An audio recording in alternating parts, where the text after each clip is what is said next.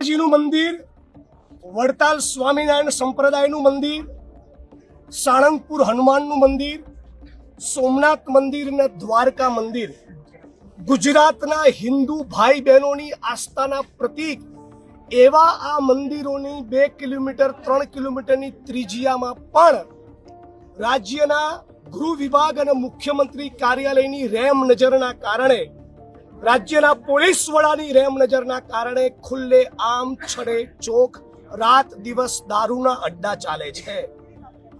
ગુજરાતની અનેક હજારો બહેનો, હિન્દુ બહેનો એ વિધવા બની ચૂકી છે, વિધવા થઈ રહી છે।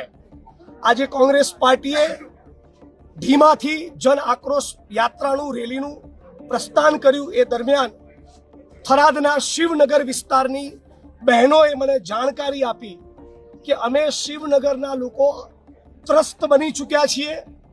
પોલીસની મિલીભગતના કારણે બુટલેગરો બેફામ બન્યા છે।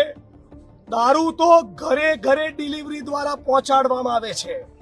ફક્ત અડ્ડા નહીં, થરાદના શિવનગર વિસ્તારમાં દારૂની હોમ ડિલિવરી કરતી હોવાની મીડિયા અને એસપીની ઉપસ્થિતિમાં થરાદની બહેનોએ ફરિયાદ કરી। ઉપરાંત બહેનોએ એમ પણ કહ્યું કે અહીંયા બેફામ ડ્રગ્સ અને ગાંજો અને ચરસ પણ વેચાય છે। રાજ્યના ગૃહમંત્રી ડંફાસ મારવામાં બહુ તજજ્ઞ છે, તો એમને કહેવા માંગુ છું, તમે હમણાં એક મીડિયા કર્મીને કહેતા હતા, ક્યાંક બોલ્યા હતા તમે કે ગુજરાતમાં ક્યાંય પણ દારૂની બધી હોય તો મને મારી ધ્યાન ઉપર લાવજો। તો અહીંયા આવો ઊંધા પડો એટલે ખબર પડે કે શિવનગરની બહેનોને તમે કેટલી રંજાડી છે। હવે જિલ્લા પોલીસ વડાએ આજે બાંહેધરી આપી છે કે આવનારા ટૂંક સમયમાં ફરી તમારે જિગ્નેશભાઈ અહીંયા ફરિયાદ માટે આવવું નહીં પડે, ફરી બહેનોએ ફરિયાદ કરવી નહીં પડે। ફરી જો મારે અહીં આવવું પડશે તો આનાથી વધારે ઉગ્ર સ્વરૂપ ધારણ કરીશ। કોકને સસ્પેન્ડ કરાયા વગર ઊભો નહીં થાઉં। અને થરાદની જનતાનું મને જન સમર્થન છે। શિવનગરનો એક એક માણસ મારી જોડે લડવા તૈયાર છે।